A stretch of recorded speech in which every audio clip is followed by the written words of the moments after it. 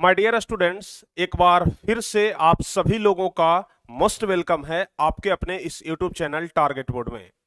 तो प्यारे बच्चों, उम्मीद करते हैं कि आप लोग एकदम अच्छे से होंगे, एकदम मस्त होंगे, स्वस्थ होंगे, तंदुरुस्त होंगे और आज से अपना एक नई शुरुआत करने के लिए एकदम बेहतरीन तरीके से तैयार होंगे। तो प्यारे बच्चों, आज हम शुरुआत करने वाले हैं साइंस सब्जेक्ट का और साइंस में आज मुख्य रूप से हम फिजिक्स स्टार्ट करेंगे। फिजिक्स, जिसे हम भौतिक विज्ञान भी कहते हैं।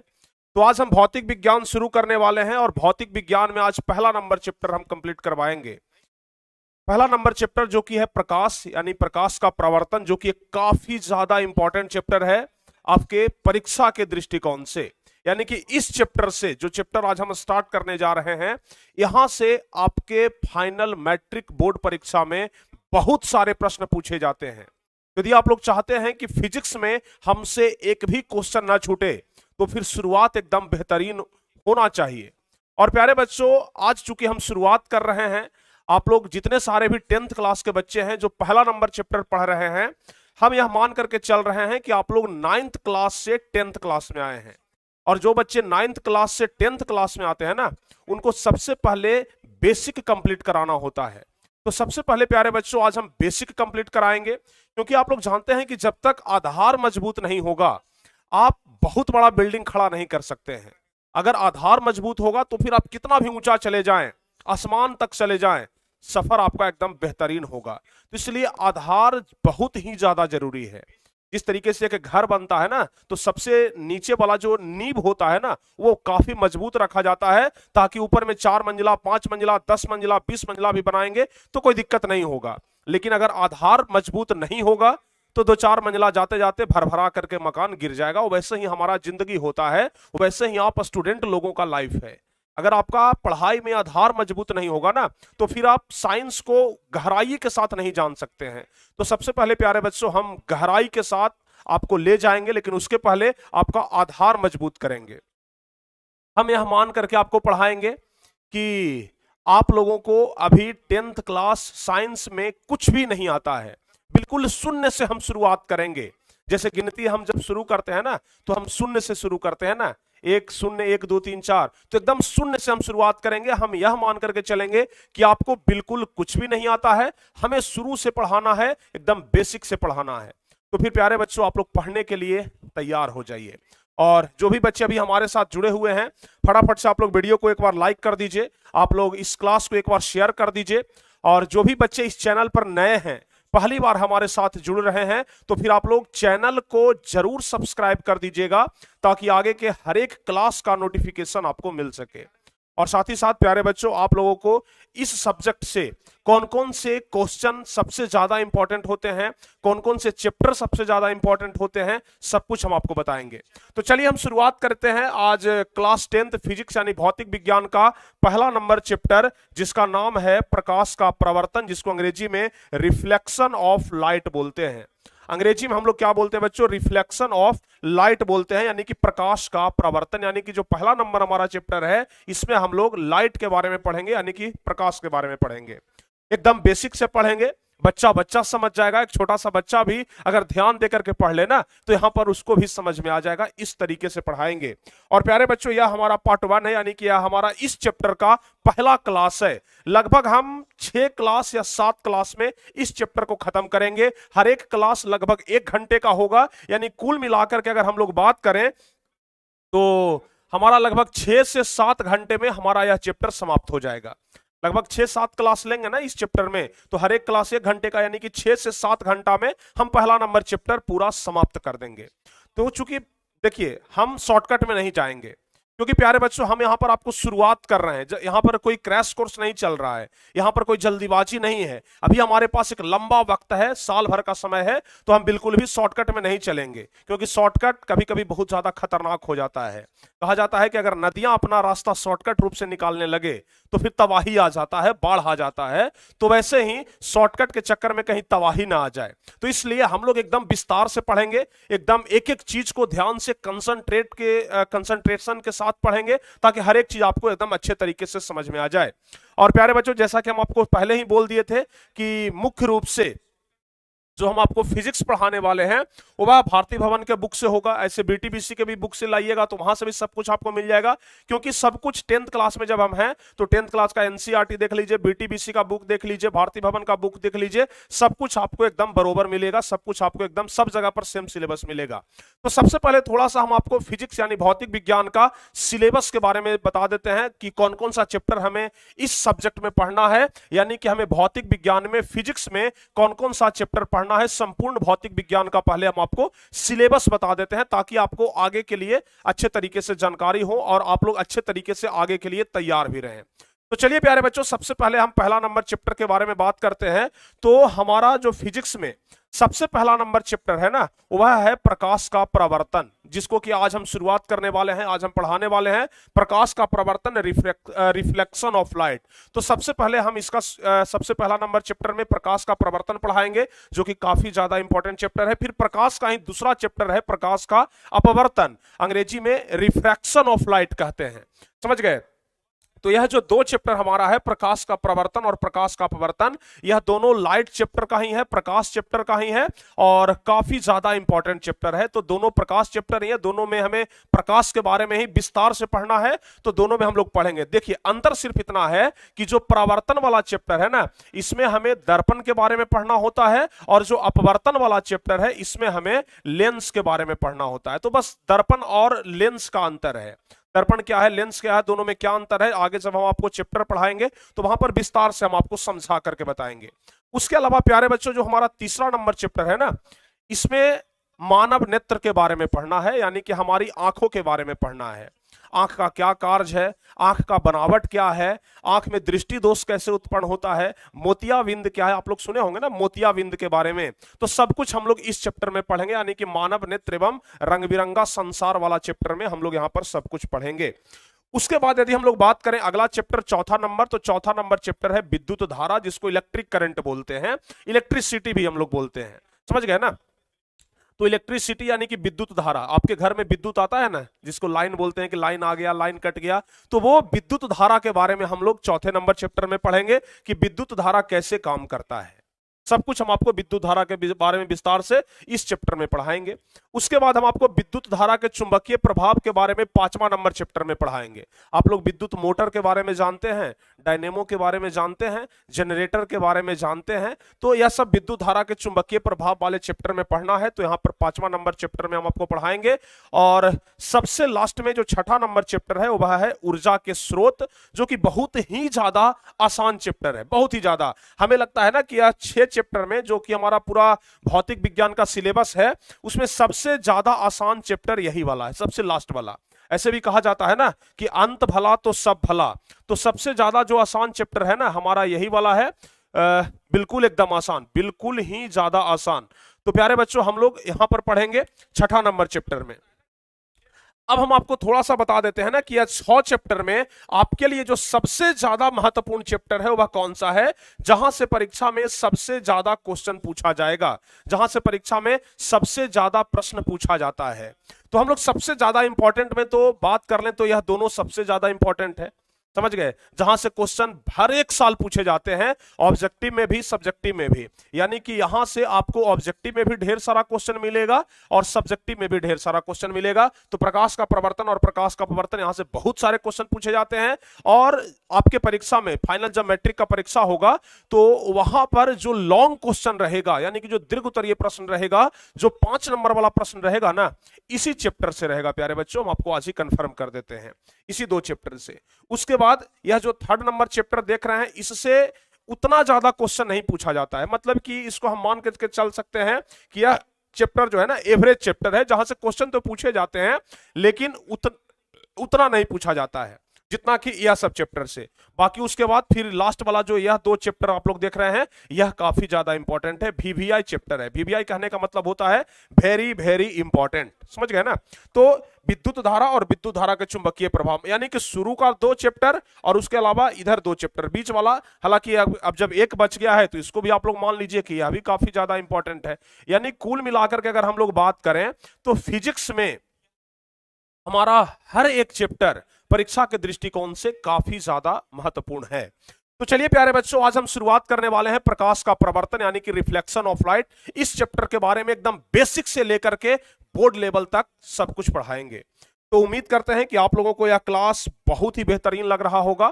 अगर यह क्लास बहुत ही बेहतरीन लग रहा है तो आप लोग कमेंट बॉक्स में हमें बता सकते हैं कि हाँ सर, यह क्लास हमें बहुत ही बेहतरीन लग रहा है। तो प्यारे बच्चों, आप लोग फटाफट से कमेंट करिए। सभी बच्चों का हम कमेंट पढ़ रहे हैं। अभिषेक कुमार, संजय कुमार और रेखा, समीर, वाह, सुमित, सबका हम कमेंट पढ़ रहे हैं। तो सबका कमेंट हमारे सामने भी दिखाई पड़ रहा है। तो बिल्कुल आप जो भी लिख रहे हैं कमेंट बॉक्स में, बिल्कुल हमारी आंखों के सामने है, हम देख पा रहे हैं उसे और आपकी भावनाओं को सुन पा रहे हैं, समझ पा रहे हैं।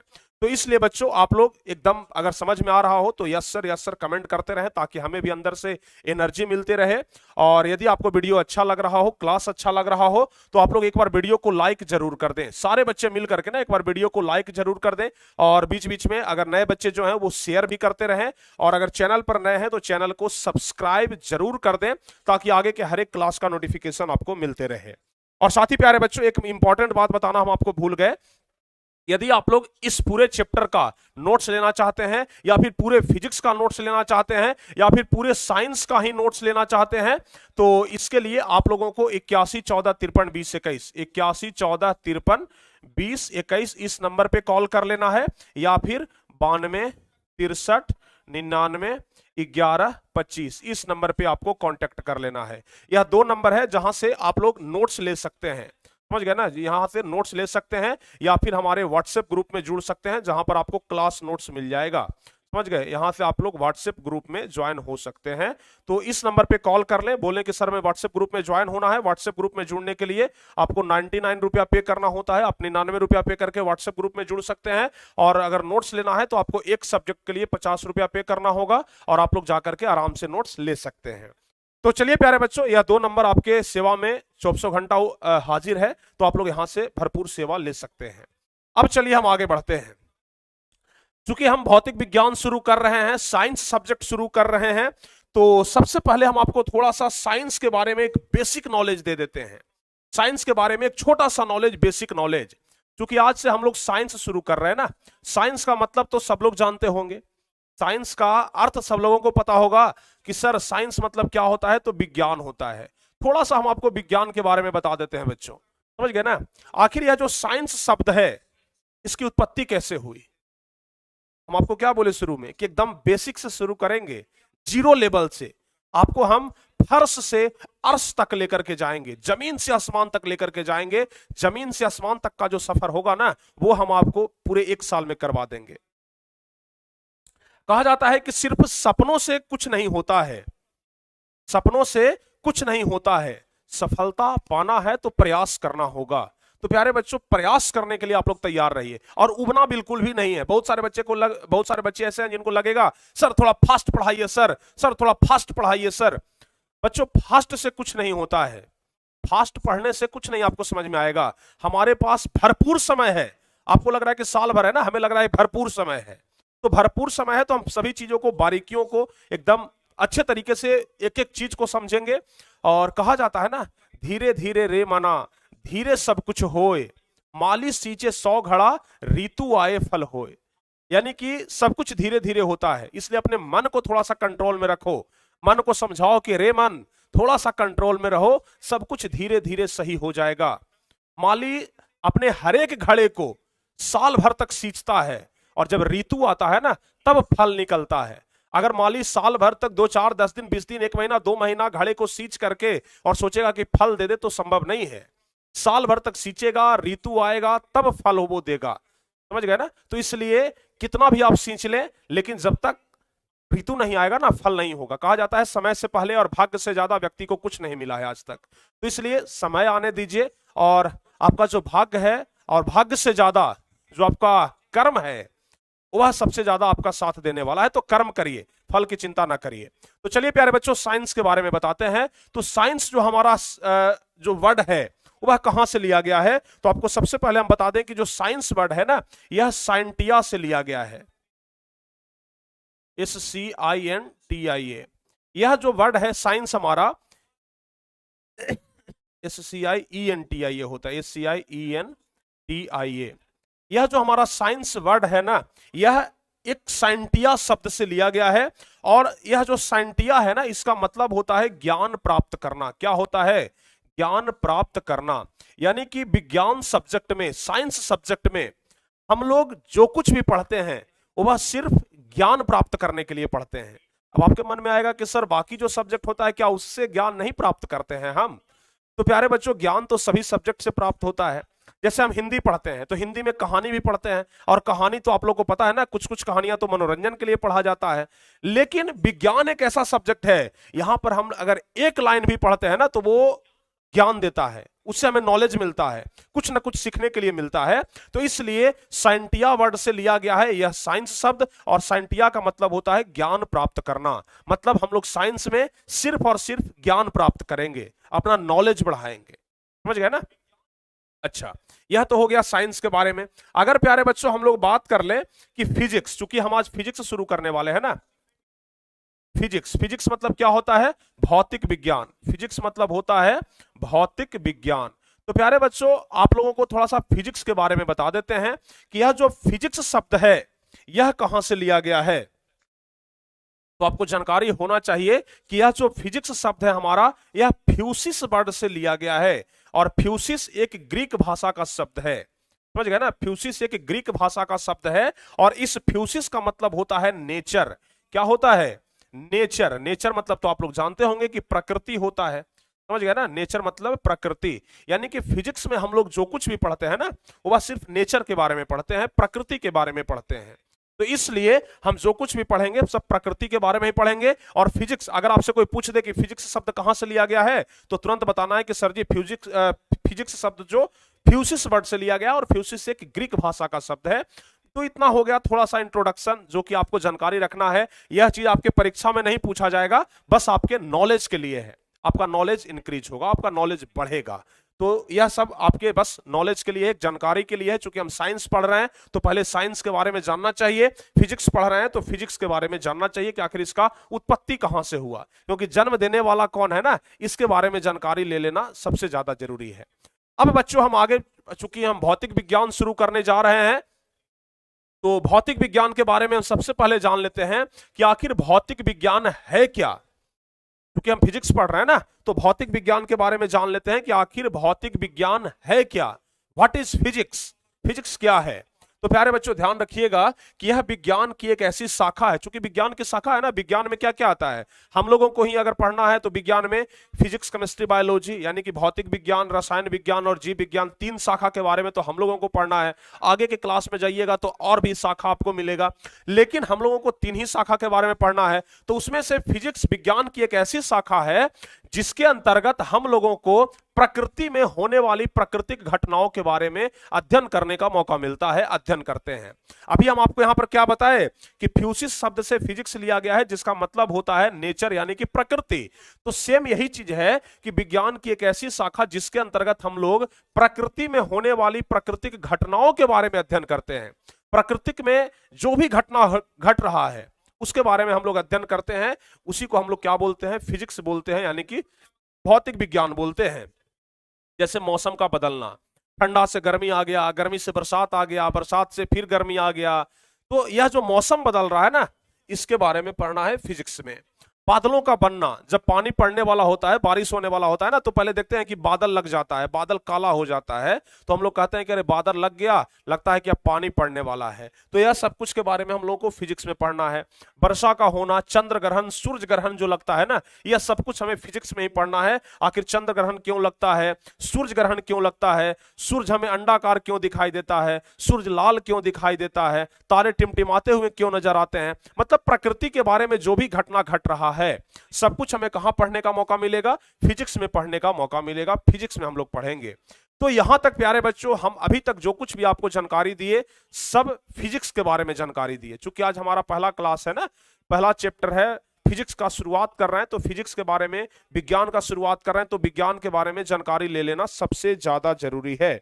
चलिए अब हम बढ़ते हैं आगे, और अब हम यहां से पहला नंबर चैप्टर शुरुआत करते हैं, प्रकाश का प्रवर्तन। प्रकाश का प्रवर्तन। प्यारे बच्चों, अगर हम शीर्षक की बात करें, चैप्टर का नाम क्या है? प्रकाश का प्रवर्तन। सबसे पहले हम आपको प्रकाश के बारे में समझा देंगे कि प्रकाश आखिर है क्या। आप लोग तो सीधे सीधे बोल देंगे सर जी टॉर्च मारते हैं और जो रोशनी निकलता है उसी को प्रकाश कहते हैं। लेकिन प्रकाश इतना भी छोटा नहीं है जितना आप छोटा समझ रहे हैं। इसके बारे में जब हम बताना शुरू करेंगे ना तो 6 क्लास लग जाएगा आपके 10th क्लास में। और जब आगे के क्लास में जाइएगा ना तो इसके बारे में और भी बहुत कुछ आपको पढ़ने का मौका मिलेगा। तो आज हम आपको सिर्फ और सिर्फ प्रकाश के बारे में ही बताएंगे कि प्रकाश है क्या। पूरा क्लास सिर्फ प्रकाश के बारे में ही बताते बताते निकल जाएगा, फिर भी खत्म नहीं होगा। उसके बाद अगले क्लास से हम परावर्तन के बारे में आपको पढ़ाना शुरू करेंगे। क्योंकि चैप्टर का नाम है प्रकाश का प्रवर्तन। जब तक आप प्रकाश के बारे में नहीं समझेंगे, प्रवर्तन के बारे में तो आपको समझ में भी नहीं आएगा। या फिर बहुत सारे बच्चे ऐसे भी होंगे जिनको प्रवर्तन के बारे में पता ही नहीं होगा कि आखिर प्रवर्तन होता क्या है। अरे भाई पहले प्रकाश के बारे में समझ लो, तब आपको समझ में आ जाएगा कि प्रवर्तन होता क्या है। समझ गए ना? चलिए, तो प्यारे बच्चों सबसे पहले हम आपको प्रकाश के बारे में बताते हैं। और जब हम प्रकाश की बात करते हैं तो सबसे पहला सवाल तो दिमाग में यही उठता है ना कि प्रकाश है क्या। अगर कोई आपसे पूछ दे कि प्रकाश है क्या, आप लोग क्या बोलेंगे? आप लोग तो यही बोलेंगे ना, जैसे मान लिया जाए कि मोबाइल है, हम इसका फ्लैश लाइट जला दिए, आप लोग क्या बोलेंगे? सर जी फ्लैश लाइट जलाने के बाद जो रोशनी निकल रहा है ना, यही प्रकाश हुआ। लेकिन इस चीज को अगर शब्दों में डिफाइन करने के लिए दे दे तो शब्दों में डिफाइन कैसे कर पाइएगा? अगर कॉपी में लिखने के लिए आ जाए, कॉपी में कैसे लिख पाइएगा? क्योंकि आपको जब परीक्षा में पूछा जाएगा आपसे, तो वहां पर टॉर्च मार करके तो नहीं दिखाइएगा, मोबाइल जला करके तो नहीं दिखाइएगा कि देखिए भाई ये प्रकाश है। वहां पर तो आपको शब्दों में लिखना होगा। तो असली चीज लिखने का तरीका मालूम होना चाहिए। प्यारे बच्चों देखिए, नॉलेज हमारे पास बहुत है, लेकिन अगर हम उसे लिखना नहीं जानते हैं ना तो फिर वो नॉलेज किसी काम का नहीं है। क्योंकि परीक्षा में आपसे मौखिक नहीं पूछा जाता है, सब कुछ लिखित में लिया जाता है। आपको बोला जाता है कि लिख करके दीजिए भाई, कॉपी में आप लिखिए। और लिखने का तरीका नहीं मालूम होगा ना तो फिर आपके पास नॉलेज होने का क्या फायदा? तो नॉलेज बड़ी बात नहीं है, उस नॉलेज को आप अगले व्यक्ति के सामने कैसे प्रकट करते हैं, यह सबसे जरूरी बात है। तो नॉलेज किस तरीके से आप प्रकट कर रहे हैं, नॉलेज को कैसे आप कॉपी पे उतार रहे हैं, यह सबसे महत्वपूर्ण चीज है। तो कैसे हम लोग लिखेंगे प्रकाश क्या है? तो लिखेंगे कि प्रकाश एक ऐसा बाहरी भौतिक कारक है जिसके उपस्थिति में हम लोग किसी भी वस्तु को देखने की अनुभूति प्राप्त करते हैं। किसी भी वस्तु को देखने की जो अनुभूति प्राप्त करते हैं, जिस बाहरी भौतिक कारक के कारण, वही प्रकाश है। प्यारे बच्चों हम आपसे एक छोटा सा सवाल पूछते हैं, आप लोग उसका जवाब बताइएगा। किसी भी वस्तु को देखने के लिए क्या जरूरी है? आप लोग कमेंट बॉक्स में जरा जल्दी से बता दीजिए। किसी भी वस्तु को देखने के लिए, हम कोई भी चीज देखते हैं तो उसके लिए क्या जरूरी है, बताइए। सारे बच्चे जरा एक बार कमेंट बॉक्स में बताइए, हाँ जल्दी से बताइए। और जो बच्चे 10th क्लास के हैं ना, कृपया करके एकदम कंसंट्रेट होकर के समझें। अगर कंसंट्रेट होकर के समझेंगे ना, आपको एक एक चीज समझ में आएगा। क्योंकि जितने बेहतरीन तरीके से हम आपको समझाते हैं ना, शायद आपको पूरे यूट्यूब पर या फिर कहीं पर भी आप लोग पढ़ लीजिए, इतना बेहतरीन से और इतना बारीकी से, इतना स्थिरता से समझाने वाला कोई नहीं मिलेगा।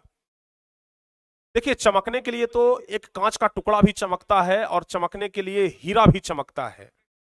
लेकिन क्या हीरा का तुलना कभी कांच के टुकड़ा से किया जा सकता है? नहीं ना। वैसे ही पढ़ाने के लिए आपको सब लोग पढ़ाएंगे, लेकिन कहां से और किसका वैल्यू ज्यादा है यह आपको डिसाइड करना होगा। चमकने के लिए आपको दिखाई पड़ेगा कि सब चमक रहा है।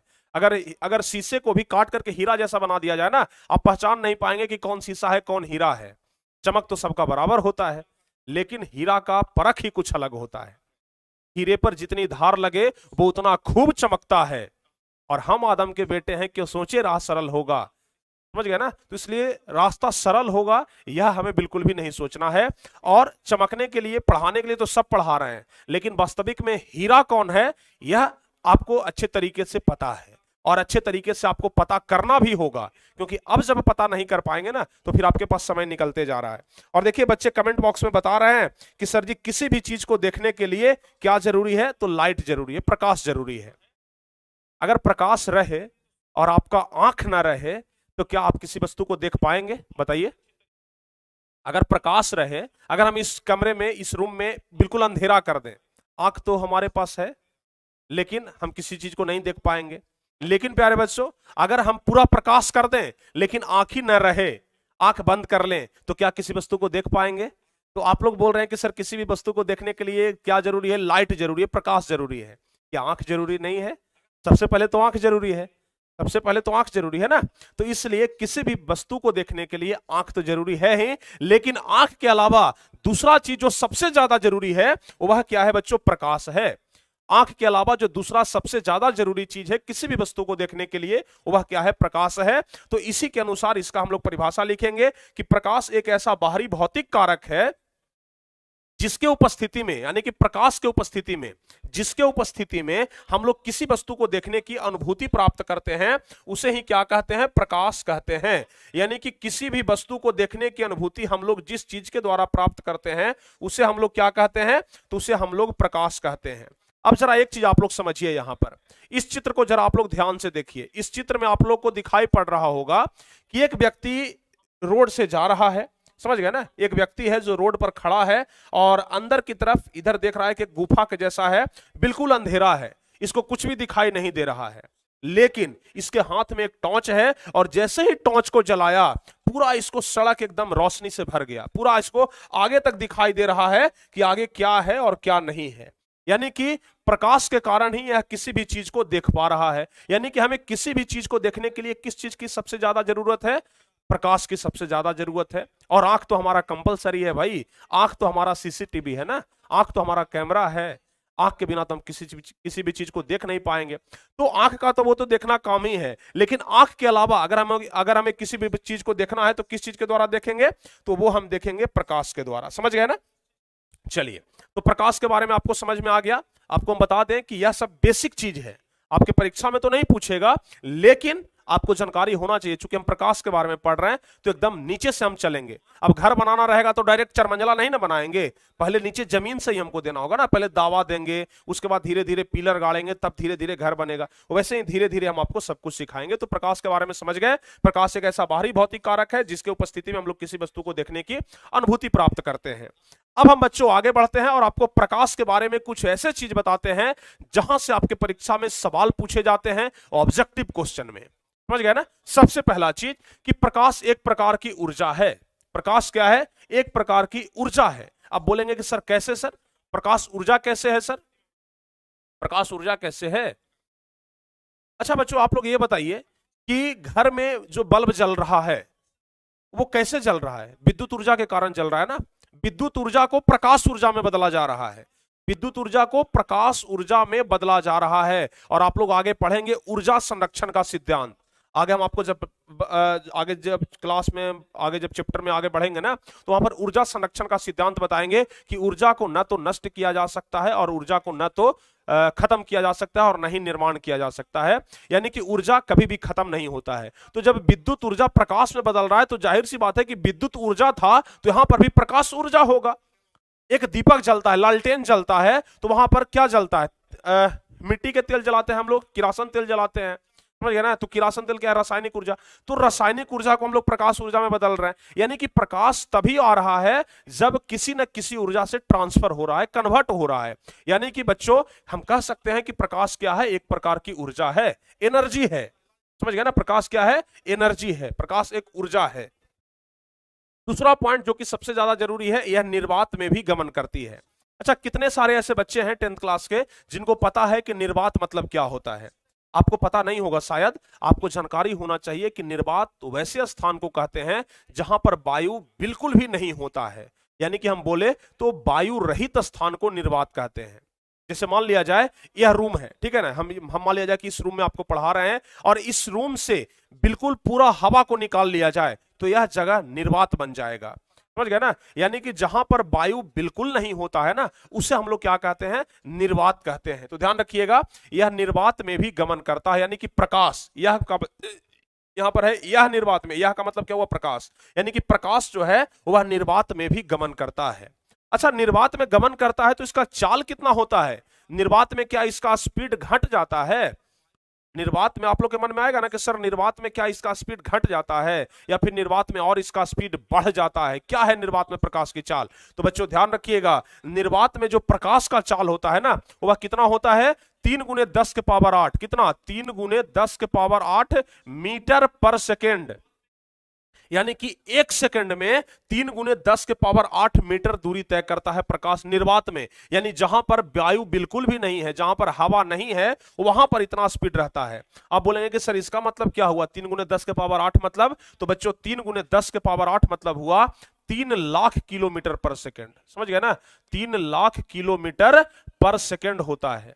समझ गए? यानी कि 1 सेकंड में प्रकाश जो है निर्वात में 3 लाख किलोमीटर की दूरी तय करता है। समझिए, 1 सेकंड में 3 लाख किलोमीटर की दूरी।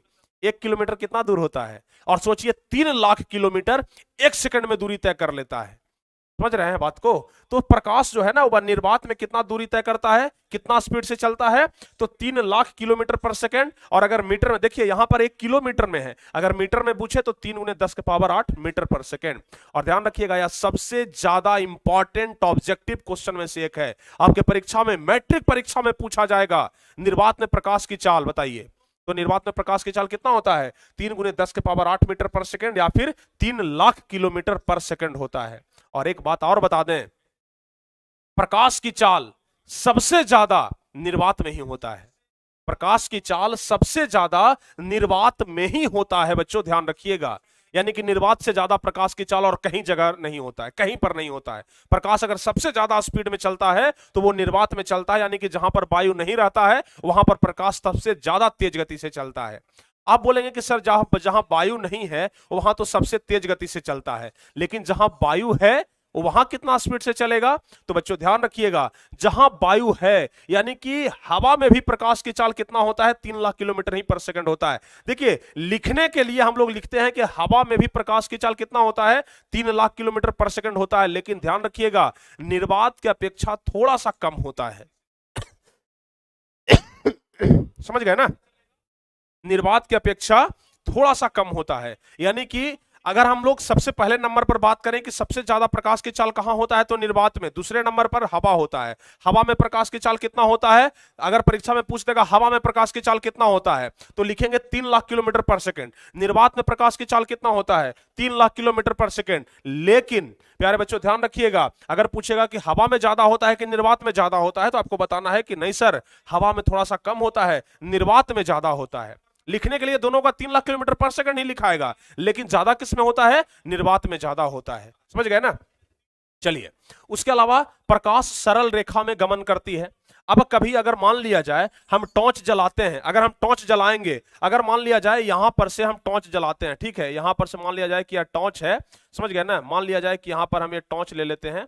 समझ गए किस तरीके से टॉर्च जलता है? इस तरीके से मान लिया जाए कि टॉर्च है। अगर हम यहां से टॉर्च जलाएंगे, अगर हम यहां से टॉर्च जलाएंगे, तो यहां से जो प्रकाश निकलेगा एकदम सीधा ना निकलेगा, एकदम सीधा प्रकाश निकलेगा। कभी ऐसा हो सकता है कि एकदम ऐसे ऐसे करके प्रकाश जाए? ऐसा नहीं हो सकता है। यानी कि प्रकाश जो है एकदम सरल रेखा में गमन करती है, एकदम सीधी रेखा में गमन करती है। उसके बाद प्रकाश एक विद्युत चुंबकीय क्या है? तरंग है। प्रकाश क्या है जी? एक विद्युत चुंबकीय तरंग है।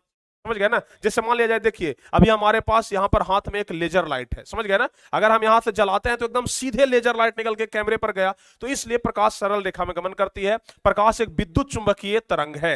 अब विद्युत चुंबकीय तरंग क्या होता है बच्चों, इसके बारे में आगे हम आपको क्लास में चर्चा करेंगे। अच्छा, अब प्रकाश का सबसे बड़ा स्रोत क्या है? जैसे प्रकाश तो हमें टॉर्च से भी मिल जाता है, प्रकाश तो हमें मोबाइल से भी मिल जाता है, प्रकाश तो हमें एक दिया से भी मिल जाता है, प्रकाश एक लालटेन से भी मिल जाता है, लेकिन प्रकाश जो कि सबसे बड़ा स्रोत है वह कौन सा है? तो ध्यान रखिएगा बच्चों, हम पृथ्वीवासियों के लिए प्रकाश का सबसे बड़ा स्रोत कौन सा है? सूर्य है। पृथ्वीवासियों के लिए प्रकाश का सबसे बड़ा स्रोत क्या है? सूर्य है। सूर्य के प्रकाश को पृथ्वी तक पहुंचने में कितना समय लगता है? ध्यान रखिएगा, 8 मिनट 20 सेकंड का समय लगता है। सोचिए आप कि प्रकाश जो है वो 1 सेकंड में 3 लाख किलोमीटर की दूरी तय करता है। 1 सेकंड में 3 लाख किलोमीटर की दूरी तय करता है, और सूर्य के प्रकाश को पृथ्वी तक आने में लगता है 8 मिनट 20 सेकंड। अंदाजा लगा लीजिए कि सूर्य हमसे कितना दूरी पर है। समझ गए ना? अंदाजा लगा लीजिए कि सूर्य हमसे कितना दूरी पर है, कि उसके प्रकाश को आने में लगता है 8 मिनट 20 सेकंड, जबकि प्रकाश 1 सेकंड में 3 लाख किलोमीटर की दूरी तय करता है। सोच करके देखिए आप। समझ गए? अच्छा, यदि प्रकाश के पथ में एक छोटी सी वस्तु को रख दिया जाए तो प्रकाश सीधे चलने के बजाय अपने पथ से थोड़ा सा विचलित हो जाता है। इस घटना का नाम विवर्तन दिया गया।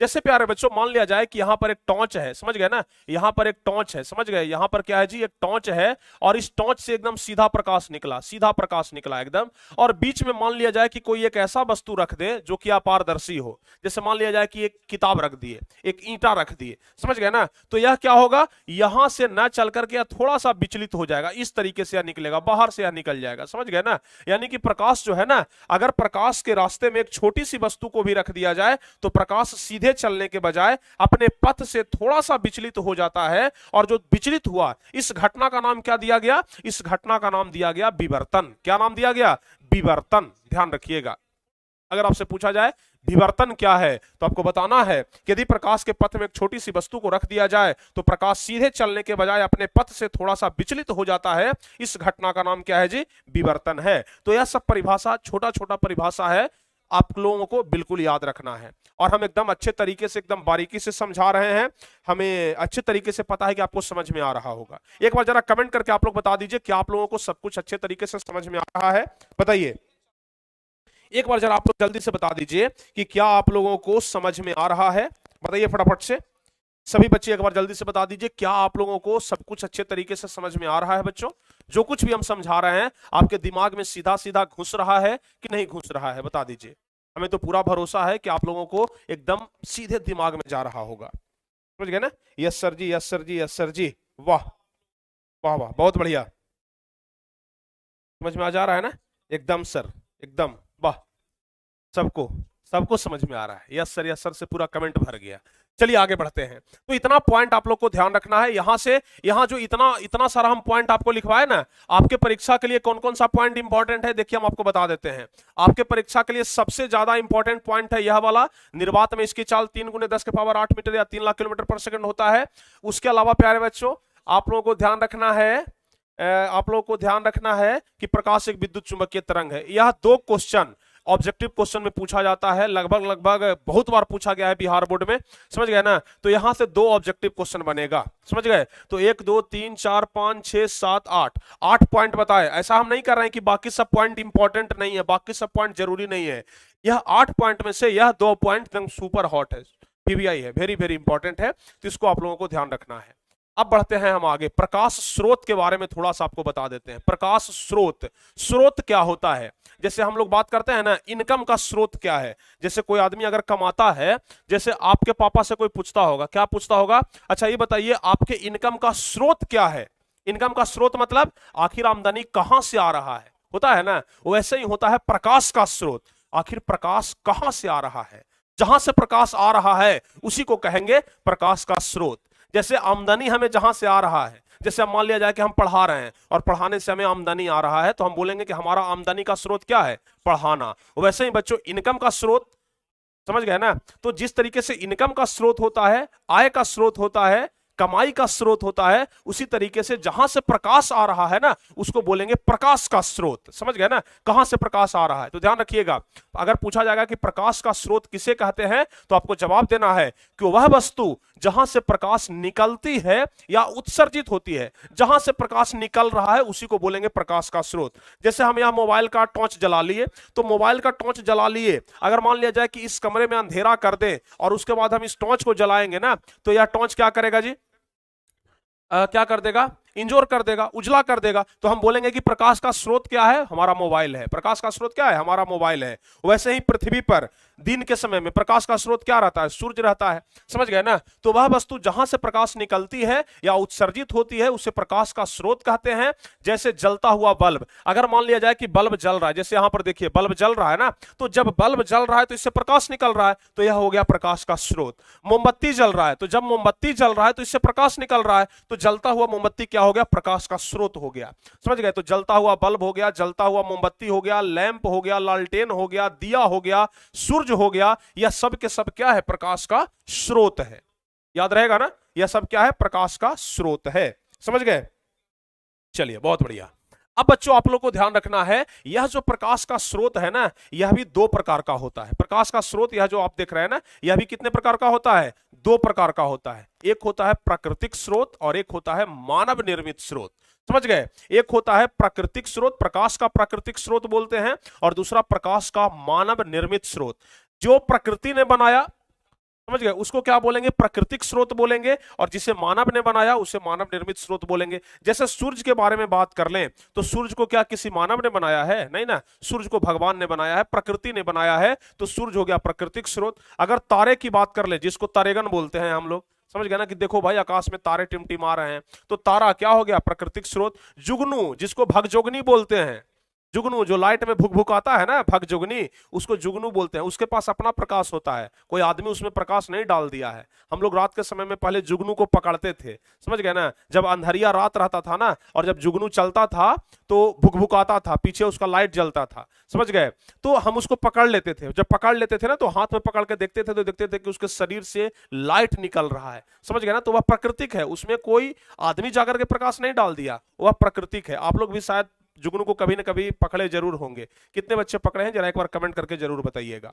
तो जुगनू हो गया, तारे हो गए, सूरज हो गए, सबके पास क्या है जी? प्राकृतिक का प्रकाश है, तो यह सब प्राकृतिक स्रोत कहलाएगा। और लैंप, लालटेन, दिया, ये सब आदमी ने बनाया है, समझ गए ना। लैंप हो गया, लालटेन हो गया, दिया हो गया, मोमबत्ती हो गया, या बल्ब हो गया, ये सब आदमी के द्वारा बनाया गया है, तो यह सब कहलाएगा मानव निर्मित स्रोत। तो प्रकाश का प्राकृतिक स्रोत ये सब हो गया, मानव निर्मित स्रोत ये सब हो गया। ध्यान रखिएगा, अभी हम आपको बता भी दिए थे कि पृथ्वीवासियों के लिए प्रकाश का जो सबसे बड़ा स्रोत है वह कौन सा है जी? सूरज है। समझ गए ना, पृथ्वीवासियों के लिए प्रकाश का सबसे बड़ा स्रोत क्या है? सूरज है, ध्यान रखिएगा। चलिए, तो प्रकाश का स्रोत आपको समझ में आ गया? समझ गए ना, प्रकाश का स्रोत आपको समझ में आ गया कि नहीं आ गया? बताइए, प्रकाश का स्रोत आपको समझ में आ गया ना? चलिए, बहुत बढ़िया, आगे बढ़ते हैं अब, आगे बढ़ते हैं अब। हाँ सर, हम पकड़े हैं सर, हम पकड़े हैं सर भगजुगनी को। वाह, क्या बात है, हम पकड़े हैं सर जुगनू को।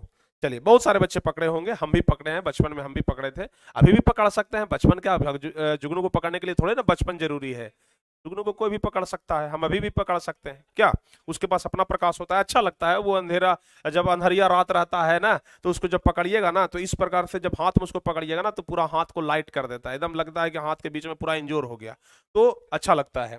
तो यह सब आप लोग देख लिए ना। अब चलिए आगे बढ़ते हैं। तो यहाँ पर प्रकाश का स्रोत आप लोग को समझ में आ गया। अब चलिए, अब अगला जो क्वेश्चन है ना, वह है आत्मदीप्त पदार्थ, प्रादीप्त पदार्थ, या फिर इसी को दीप्तिमान भी कहा जाता है। समझ गए? यानी कि आत्मदीप्त पदार्थ किसे कहते हैं? आपसे पूछा जाएगा प्रदीप्त पदार्थ किसे कहते हैं, आपसे पूछा जाएगा दीप्तिमान पदार्थ किसे कहते हैं। तीनों एक ही का नाम है, समझ गए? जैसे एक व्यक्ति का तीन नाम होता है ना, समझ गए? जैसे किसी किसी का घर का नाम छोटू हो गया, समझ गए? किसी किसी का घर का नाम छोटू है, बाहर में उसको कोई और नाम से बुला रहा है, कारा बुला रहा है, कारू बुला रहा है, गोरका बुला रहा है, समझ गए ना। अलग अलग नाम होता है, दोस्त लोग अलग अलग नाम से बुलाते हैं, समझ गए ना।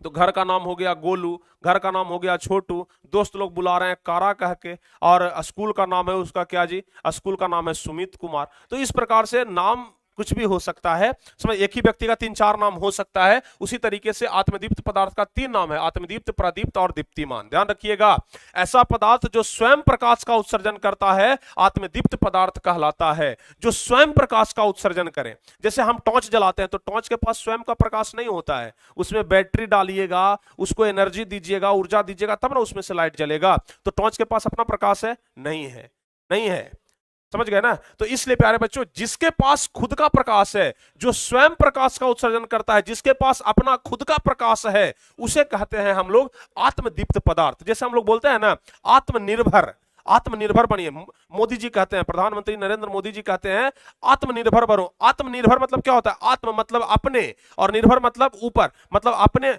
मतलब आत्म मतलब अपने हो गया, और निर्भर मतलब अपने ऊपर निर्भर होने वाला बात हो गया ना।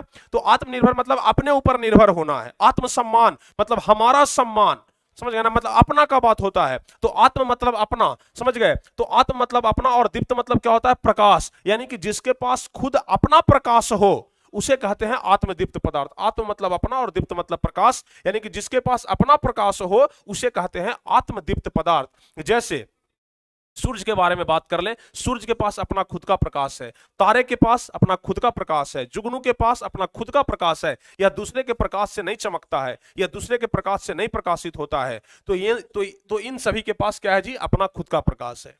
उसके बाद प्यारे बच्चों अगला क्वेश्चन है सीधे इसका उल्टा, अदीप्त पदार्थ जिसको कि अप्रादीप्त पदार्थ भी कहते हैं, सीधे इसका उल्टा ऐसा पदार्थ जो स्वयं प्रकाश का उत्सर्जन नहीं करता है, यानी कि जिसके पास अपना खुद का प्रकाश नहीं है, उसे हम लोग क्या कहेंगे, उसे हम लोग कहते हैं क्या, अदीप्त पदार्थ कहते हैं। जैसे चंद्रमा के बारे में आप लोग जानते होंगे।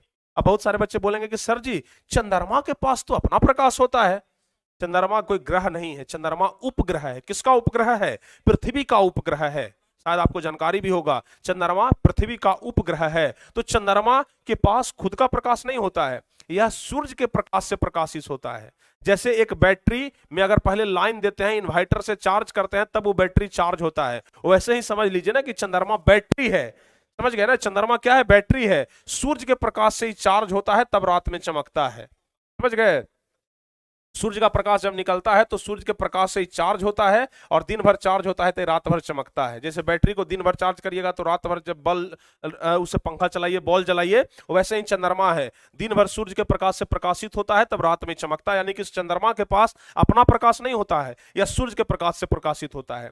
टेबल हो गया, कुर्सी हो गया, कभी सबके पास अपना प्रकाश होता है, खुद के प्रकाश से चमकता है। कभी टेबल पर अगर टॉर्च नहीं जलाएंगे अंधेरा में, तब टेबल हमको दिखाई नहीं पड़ेगा। ये कुर्सी पर अगर हम टॉर्च नहीं जलाएंगे अंधेरा में, तो कुर्सी दिखाई नहीं पड़ेगा। यानी कि यह सबके पास अपना खुद का प्रकाश नहीं है, दूसरे के प्रकाश से ही चमकता है, दूसरे के प्रकाश से प्रकाशित होता है। तो इसलिए इसको क्या बोलते हैं, अदीप्त पदार्थ बोलते हैं। यहां तक समझ में आ गया? किसी बच्चे को कोई दिक्कत?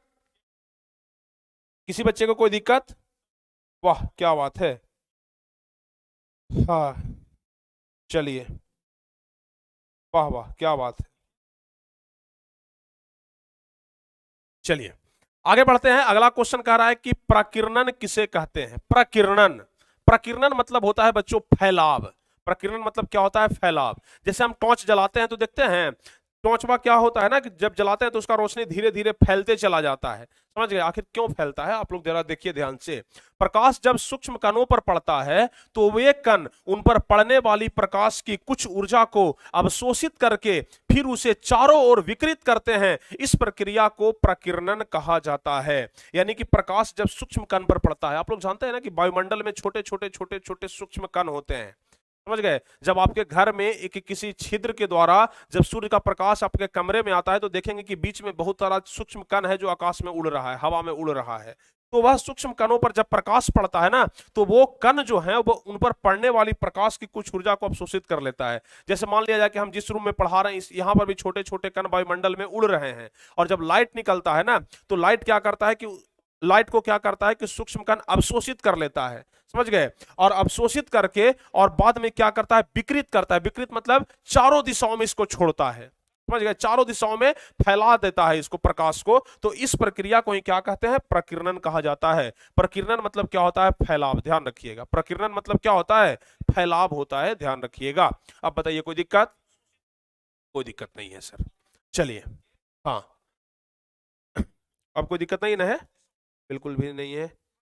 ऑल सब्जेक्ट का पढ़ाई होता है सर, बिल्कुल बाबू, ऑल सब्जेक्ट का पढ़ाई होगा, हर एक सब्जेक्ट का पढ़ाई होगा। यहाँ पर एक भी सब्जेक्ट ऐसा ना होगा जो कि 10th क्लास में आपका छूट जाएगा। एक एक सब्जेक्ट को हम इसी तरीके से, इसी बारीकी के साथ हम आपको पढ़ाएंगे, बिल्कुल भी आप लोग चिंता ना करिएगा।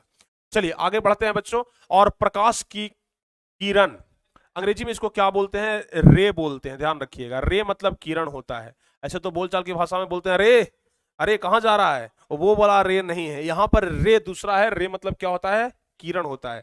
अब किरण जिस लड़की का नाम है उसको मत बोल दीजिएगा कि रे, समझ गए ना, रे मतलब किरण, वो वाला किरण नहीं हुआ। यहां पर किस चीज का किरण है, प्रकाश का किरण है। यहां पर प्रकाश का किरण है बच्चों, ध्यान रखिएगा। तो प्रकाश का किरण क्या है, प्रकाश जिस पथ पर चलता है उसके दिशा को ही किरण कहते हैं। यानी कि एक सरल रेखा पर चलने वाले प्रकाश को किरण कहते हैं। जैसे मान लिया जाए कि यहां से प्रकाश निकला, एकदम सीधा एक सरल रेखा में जा रहा है, तो इसको किरण कहेंगे। समझ गए ना, इसको क्या कहेंगे, किरण कहेंगे। समझ गए, अच्छा। अब एक चीज जरा ध्यान रखिएगा, अगर एक प्रकाश सरल रेखा में जा रहा है तो इसको किरण कहेंगे। अगर इसी प्रकार का पूरा समूह जा रहा है तो क्या कहेंगे, इसको अगर मान लिया जाए कि प्रकाश एकदम समूह में जा रहा है, ढेर सारा प्रकाश जा रहा है, तो इसको क्या कहेंगे? इसको किरण पुंज कहेंगे। पुंज मतलब समूह। तो देखिए किरण पुंज किसे कहते हैं? किरण मतलब तो ये वाला किरण समझा दिया, और पुंज मतलब होता है समूह। तो किरण पुंज क्या है? तो प्रकाश के किरणों के समूह को किरण पुंज कहते हैं। यानी कि जब एक किरण जा रहा है तो उसको तो किरण कहेंगे भाई, प्रकाश एकदम सीधी रेखा में, सरल रेखा में अपने पथ पर जा रहा है तो उसको किरण कहेंगे। और अगर किरणों का समूह मिल जाए तो उसको किरण पुंज कहते हैं। तो प्रकाश के किरणों के समूह को किरण पुंज या प्रकाश पुंज कहा जाता है। और यह जो प्रकाश पुंज जो आप देख रहे हैं ना, किरण पुंज या प्रकाश पुंज एक ही होता है। किरण पुंज भी पूछ दे, प्रकाश भी पुंज, किरण पुंज या प्रकाश पुंज सब कुछ एक ही होता है। तो किरण पुंज या प्रकाश पुंज, ध्यान रखिएगा, यह तीन प्रकार के होता है। एक होता है बच्चों समांतर किरण पुंज, ध्यान रखिएगा, यहां से थोड़ा सा आपको समझना है। पहला होता है समांतर किरण पुंज, दूसरा होता है अभिसारी किरण पुंज, और तीसरा होता है अपसारी किरण पुंज। समझ गए? किरण पुंज तीन प्रकार के, समांतर किरण पुंज, अभिसारी किरण पुंज और अपसारी किरण पुंज। अब चलिए इस तीनों के बारे में हम आपको विस्तार से बताएंगे। समझ गए ना? इस तीनों के बारे में एकदम बारी बारी से विस्तार से बताएंगे कि समांतर किरण पुंज क्या है, अभिसारी क्या है, अपसारी क्या है। समांतर मतलब तो नाम से ही पता चल रहा होगा। जैसे मान लिया जाए गणित हम लोग पढ़ते हैं ना, तो वहां बोलते हैं समांतर रेखा।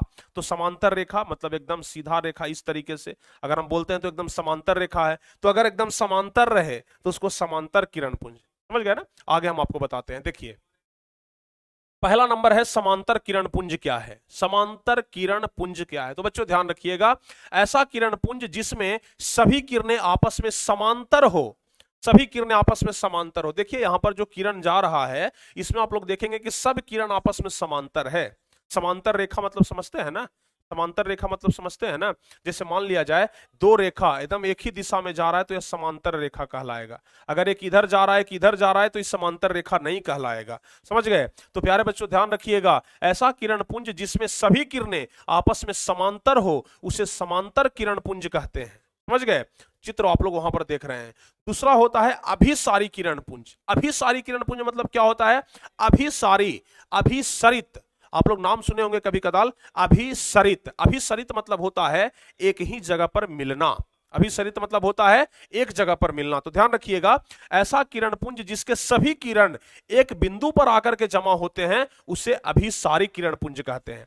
जैसे मान लिया जाए कि एक किरण इधर से आया और इस बिंदु पर आकर के मिल गया, दूसरा किरण इधर से आया और इस बिंदु पर आकर के मिल गया, तीसरा किरण इधर से आया और इस बिंदु पर आकर के मिल गया, चौथा किरण यहां से आया और इस बिंदु पर, मतलब कि चारों तरफ से किरण आ रहा है लेकिन एक बिंदु पर, इधर से किरण आया और इस बिंदु पर आकर के मिल गया। समझ गए ना? यानी कि आप लोग देख रहे हैं कि चारों दिशा से किरण आ रहा है लेकिन एक ही बिंदु पर आकर के मिल रहा है। तो इसको हम लोग क्या बोलेंगे? अभिसारी किरण पुंज बोलेंगे। समझ गए? इसको क्या बोलेंगे? अभिसारी किरण पुंज बोलेंगे। ध्यान रखिएगा, ऐसा किरण पुंज जिसके सभी किरण एक बिंदु पर आकर के जमा होते हैं उसे अभिसारी किरण पुंज बोलते हैं। और तीसरा होता है अपसारी किरण पुंज, जो सीधे इसका उल्टा है। यहां पर क्या होता था? एक बिंदु पर आकर के सब मिलता था, और इसमें क्या होगा? एक बिंदु से फैलते हुए प्रतीत होगा। यहां से एकदम ऐसे निकल गया, यहां से ऐसे निकल गया। समझ गए ना? यानी कि यहां पर क्या हो जाएगा? एक बिंदु से फैलेगा, यहां से प्रकाश निकला इधर चल गया, यहां से प्रकाश निकला इधर चल गया, मतलब एक बिंदु से फैलते हुए प्रतीत होता है, उसको बोलते हैं अपसारी किरण पुंज। समझ गए? समझ गए ना? ऐसा किरण पुंज जिनके सभी किरणें एक दूसरे से फैलती हुई प्रतीत होती है। देख रहे हैं ना? यहां से निकला है किरण, एकदम एक इधर चल गया, एक इधर चल गया, एक इधर चल गया, मतलब फैलता हुआ प्रतीत हो रहा है। तो उसको हम लोग क्या बोलेंगे? ऐसा किरण पुंज जिनके सभी किरण एक दूसरे से फैलती हुई प्रतीत होती है उसे अपसारी किरण पुंज कहते हैं। कुल मिलाकर के समांतर, अभिसारी और अपसारी। समांतर मतलब एकदम बरोबर, अब अभिसारी मतलब चारों तरफ से एक बिंदु पर आकर के जमा हो गया, और अपसारी मतलब एक बिंदु से फैल गया। तो यह तीनों मतलब समझ में आया कि नहीं आया? जरा एक बार कमेंट करके आप लोग बताइए।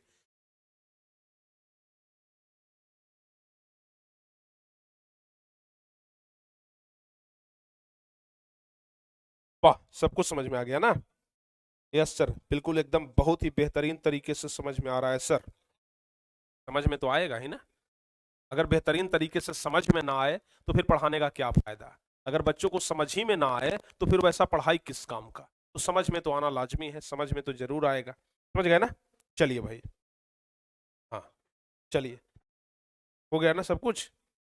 हम्म, बहुत अच्छे से समझ में आ रहा है सर। चलिए बहुत बढ़िया। नोट्स के लिए बच्चों आप कॉल कर लीजिएगा। नोट्स के लिए आपको नंबर बताया ना, 8114532021, 8114532021 इस नंबर पे कॉल कर लीजिएगा या फिर व्हाट्सएप कर दीजिएगा 92 63 99 11 25। दो नंबर है, दोनों पर फोन कर लीजिएगा, व्हाट्सएप मैसेज करिएगा। पहले तो फोन ही करके देख लीजिएगा, जब कोई रिस्पांस ना मिले, हालांकि रिस्पांस तुरंत मिल जाएगा, फोन करिएगा। अगर व्यस्त रहेगा तो 2-3 बार ट्राई करें, तुरंत आपका कॉल रिसीव हो जाएगा। और हाँ, पेमेंट करने के लिए सिर्फ और सिर्फ एक ही नंबर है 8114532021। अगर इस नंबर के अलावा कोई भी आपके पास फोन करके बोले कि हम टारगेट बोर्ड से बोल रहे हैं, आप पेमेंट कर दीजिए, हम आपको नोट्स भेजते हैं। नंबर देखिए कि अगर 8114532021 नहीं है, आपको पेमेंट नहीं करना है, आपके साथ धोखाधड़ी हो जाएगा, फ्रॉड हो सकता है, समझ गए ना। तो नोट्स लेने के लिए, व्हाट्सएप ग्रुप में जुड़ने के लिए सिर्फ और सिर्फ 8114532021 पर ही पेमेंट करना है। इसके अलावा आपको कहीं दूसरी जगह पर पेमेंट नहीं करना है। चलिए अब आगे बढ़ते हैं। आगे बच्चों आपसे कुछ सवाल अब पूछ लेते हैं, इतना तो पढ़ा दिए ना हम। देखिए हमारा पढ़ाने का तरीका यही होता है, पढ़ाई के बीच बीच में हम आपसे पूछेंगे भी, आखिर जितना पढ़ाए उतना समझ में आया कि नहीं आया। तो जरा पहला नंबर क्वेश्चन का जवाब क्या होगा, जल्दी से आप लोग बताइए। पहला नंबर क्वेश्चन फटाफट से आप लोग जवाब बताइए, क्या होगा इसका जवाब। कह रहा है कि निर्वात में प्रकाश का चाल कितना होता है। ऑप्शन ए है 3 × 10 की पावर 8 मीटर पर सेकंड, 3 × 10 की पावर 5 मीटर पर सेकंड, 3 × 10 की पावर 7 मीटर पर सेकंड, 3 × 10 की पावर 9 मीटर पर सेकंड। जल्दी से बताइए तो क्या होगा जवाब। पहला नंबर क्वेश्चन कौन सा होगा जवाब, ए बी सी डी। सारे बच्चों का जवाब आ रहा है कि सर जी ए नंबर ऑप्शन होगा। क्या ए नंबर ऑप्शन को लॉक कर दें। ए नंबर होगा सर, ए होगा, ए होगा, ए होगा, बिल्कुल सही जवाब है। अभी अभी हम आपको बताए हैं कि निर्वात में प्रकाश का चाल कितना होता है, 3 × 10 के पावर 8 मीटर पर सेकंड। चलिए दूसरा नंबर क्वेश्चन का जवाब बताइए, निम्न में कौन सा कथन सत्य है। दूसरा नंबर क्वेश्चन का जवाब जल्दी से आप लोग बता दीजिए। दूसरा नंबर क्वेश्चन, कौन सा कथन सत्य है, मतलब सही कथन इसमें से कौन सा है, बताइए इसमें से सही कथन कौन सा है बच्चों। प्रकाश सरल रेखा में गमन करती है, क्या यह बात सही है। प्रकाश एक प्रकार की ऊर्जा है, क्या यह बात सही है। प्रकाश एक विद्युत चुंबकीय तरंग है, क्या यह बात सही है। कौन सा बात सही है, जरा जल्दी से आप लोग बताइए, कौन सा बात सही है, जरा फटाफट से आप लोग बताइए। फटाफट से आप लोग बताइए कौन सा बात सही है, कौन सा। D number. चलिए भाई डी नंबर ऑप्शन पर टिक कर दिया जाए, डी नंबर है यहां पर, बिल्कुल सही है। देखिए आपको हम अभी अभी पढ़ाए हैं कुछ देर पहले, प्रकाश एकदम सरल रेखा में गमन करती है, प्रकाश एक प्रकार की ऊर्जा भी है और प्रकाश एक विद्युत चुंबकीय तरंग भी है, इसलिए तीनों बात सही है, तो जवाब होगा इनमें से सभी। इसी प्रकार से ऑब्जेक्टिव क्वेश्चन आपके फाइनल मैट्रिक परीक्षा में पूछे जाएंगे और आप लोग इसी तरीके से सही सही जवाब भी बताइएगा, चिंता मत करिए। हम जब पढ़ा देंगे ना उसके बाद भूलने का आप नाम भुला जाइएगा, कि भूलना क्या चीज होता है ना, आप ये भूल जाइएगा, तो बिल्कुल भी आप चिंता ना करें, समझ गए। चलिए आगे बढ़ते हैं और आगे आप बताते हैं प्रकाश के। देखिए सब कुछ प्रकाश के बारे में जो भी बेसिक चीज है ना वो सब कुछ हम आपको बता देंगे। प्रकाश के बारे में जो कुछ भी बेसिक है सब कुछ आपको बताएंगे, ताकि आगे चैप्टर पढ़ने में परेशानी ना हो। यह सब तो एकदम आसान सा चीज है, स्पंज है, समझ गए ना, मक्खन है, मुंह में डालिएगा ना तो फिर आपको चबाने का जरूरत नहीं पड़ेगा। हवा मिठाई देखे हैं, हवा मिठाई चीनी से बनता है, उसको मुंह में डालिएगा, मुंह में डालते के साथ ही बिला जाएगा, खत्म हो जाएगा। तो वैसे ही यह सब जो बेसिक चीज है ना, हवा मिठाई है, समझ गए। यह है तो बहुत स्वादिष्ट, समझ में भी पूरा आएगा, लेकिन जब तक समझिएगा नहीं आगे आपको समझ में कुछ नहीं आएगा। तो पहले बेसिक चीज समझना बहुत ज्यादा जरूरी है। तो चलिए आगे बताते हैं कि प्रकाश के गमन के आधार पर पदार्थ कितने प्रकार के होते हैं। पदार्थ, पदार्थ क्या है, पदार्थ जानते हैं ना। दुनिया में कोई भी ऐसा चीज जिसको हम लोग देख रहे हैं अपनी खुली आंखों से, वो सब क्या है, पदार्थ है, समझ गए ना। पदार्थ 3 तरह के होते हैं, ठोस, द्रव और गैस, समझ गए ना। पदार्थ 3 तरह के होते हैं, ठोस, द्रव और गैस। जिसको हम नहीं भी देख सकते हैं वो भी पदार्थ है। कहिएगा कि सर हवा, अभी तो बोल रहे हैं कि ठोस, द्रव और गैस, तो हवा क्या है सर, वो भी पदार्थ है, समझ गए ना। तो प्यारे बच्चों ध्यान रखिएगा कि पदार्थ जो होता है ना वो गमन के आधार पर उसको 3 तरीके में रखा गया है। प्रकाश के गमन के आधार पर पदार्थ के कितने प्रकार होते हैं, 3 प्रकार होते हैं, शायद आपको पता भी होगा। पारदर्शी पदार्थ, अपारदर्शी पदार्थ और तीसरा होता है पारभासी पदार्थ, समझ गए। पारदर्शी, अपारदर्शी और पारभासी, समझ गए ना। पारदर्शी क्या होता है, पारदर्शी क्या होता है आपको पता होगा। पारदर्शी पदार्थ क्या होता है, वैसा पदार्थ जिनसे प्रकाश की किरणें आसानी से पार कर जाए। जैसे मान लिया जाए कि हम एक कांच लेते हैं बच्चों, ठीक है ना, समझ गए।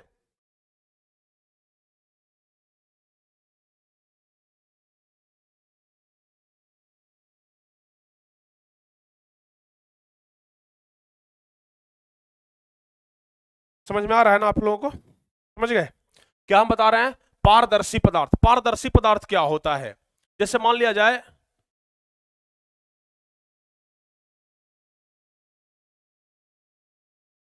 देखिए, जैसे मान लिया जाए कि एक कांच लेते हैं हम, समझ गए ना, एक कांच लेते हैं। जैसे हम एक सिंपल सा एक बोतल ले लेते हैं। जैसे मान लिया जाए हमारे हाथ में बोतल है, ठीक है ना। अगर हम बोतल के इस तरफ से उस तरफ देख रहे हैं ना, आराम से दिखाई पड़ रहा है। जैसे मान लिया जाए इस बोतल को हम इस तरीके से अगर आंख के सामने रख रहे हैं ना, तो हमें इस तरफ क्या है ना, हमें आसानी से दिखाई पड़ रहा है। एक तरीके से क्या है, अगर मान लिया जाए कि एक कांच का होता फिर भी हमें दिखाई पड़ता। तो ये बोतल क्या हो जाएगा? पारदर्शी हो जाएगा। क्या पारदर्शी हो जाएगा? अगर हम इधर से टॉर्च जलाएंगे ना, तो प्रकाश इस तरफ निकल जाएगा, समझ गए। अगर हम इधर से टॉर्च जलाएंगे तो प्रकाश इस तरफ आसानी से निकल जाएगा। देखिए आप आराम से, अगर अगर आपको दिखाई पड़ रहा होगा, हम इस तरफ से टॉर्च जला रहे हैं, लेजर लाइट ये वाला जला रहे हैं ना, तो आराम से इस तरफ भी इसका प्रकाश जा रहा है। देखिए आराम से जा रहा है ना, यानी कि प्रकाश इससे आसानी से आर पार कर रहा है।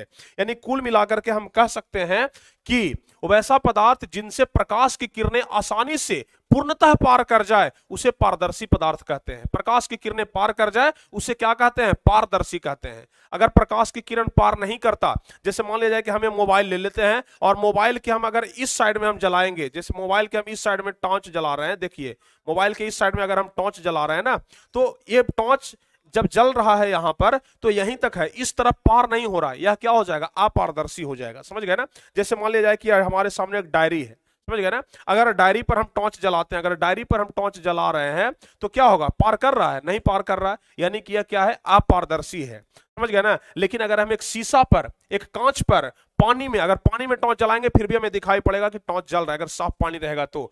हवा में, हमारे इस रूम में क्या है? हवा है, टॉर्च जला रहे हैं, दिखाई पड़ रहा है, यानी कि हवा भी क्या हो जाएगा? पारदर्शी हो जाएगा। यानी कि वैसा पदार्थ जिनसे प्रकाश की किरणें आसानी से पूर्णतः पार कर जाता है उसे पारदर्शी पदार्थ कहते हैं। जैसे कांच हो गया, पानी हो गया और हवा हो गया। दूसरा होता है अपारदर्शी पदार्थ, सीधे इसका उल्टा, ऐसा पदार्थ जिनसे प्रकाश की किरणें बाहर नहीं निकल पाते हैं, यानी कि आर पार नहीं हो पाते हैं, उसे हम क्या कहते हैं? अपारदर्शी पदार्थ कहते हैं। जैसे ईंट हो गया, पत्थर हो गया, किताब हो गया। जैसे मान लिया जाए कि ये वाला हम किताब ले लिए, किताब के ऊपर हम टॉर्च जलाते हैं, क्या पार कर जाएगा? नहीं करेगा, तो किताब क्या हो गया? अपारदर्शी हो गया। तो समझ गए ना, जिससे प्रकाश पार कर जाए वो पारदर्शी, जिससे प्रकाश पार न करे वो अपारदर्शी। एक तीसरा चीज होता है पारभासी। पारभासी क्या होता है सर? पारभासी क्या होता है? तो बच्चों ध्यान रखिएगा, पारभासी क्या होता है, ध्यान रखिएगा।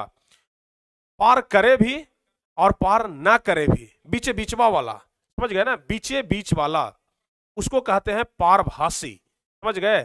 जिससे कि अंशतः पार करे, मतलब थोड़ा थोड़ा पार भी कर जाए और थोड़ा थोड़ा पार ना करे। जैसे मान लिया जाए कि ये डायरी है, समझ गए ना, ये मान लिया जाए कि डायरी है, डायरी का एक पन्ना हम फाड़ लेंगे, डायरी का एक पन्ना हम क्या करेंगे? फाड़ लेंगे, और फाड़ करके इस पर हम क्या लगा देंगे? तेल लगा देंगे, तेल, समझते हैं ना, तेल, सरसों का तेल लगा देंगे मान लिया जाए। अभी अगर हम टॉर्च जलाएंगे ना, तो हो सकता है कि प्रकाश एकदम आसानी से पार कर जाएगा, लेकिन जब तेल लग जाएगा इस पर तो ये पार नहीं करेगा, आधा अधूरा पार करेगा। अगर हम कांच ले लेते हैं, जैसे मान लिया जाए कि ये, मान लिया जाए कि बोतल जो है अभी तो प्लास्टिक का है, लेकिन हम मान लेते हैं कि ये कांच का है, समझ गए ना, मान लेते हैं कि ये कांच का है, समझ गए। इसको हम घिस देते हैं, पूरा दीवार पर पूरा घिस देंगे, और ये जो अच्छा से जो अभी एकदम चमकदार दिखाई दे रहा है ना, चमकदार नहीं दिखाई देगा। अगर बच्चों हम घिस देंगे ना तो क्या हो जाएगा? ये पारभासी हो जाएगा। ध्यान रखिएगा, वैसा पदार्थ जिनसे प्रकाश की किरणें अंशतः बाहर निकल पाते हैं, अंशतः मतलब थोड़ा थोड़ा बाहर निकल पाते हैं, आधा अधूरा बाहर निकल पाते हैं, उसी को कहते हैं पारभासी। जैसे तेल लगा हुआ कागज, घिसा हुआ कांच, समझ गए ना, यह सब क्या होता है? पारभासी होता है, समझ गए ना, क्या होता है? पारभासी होता है।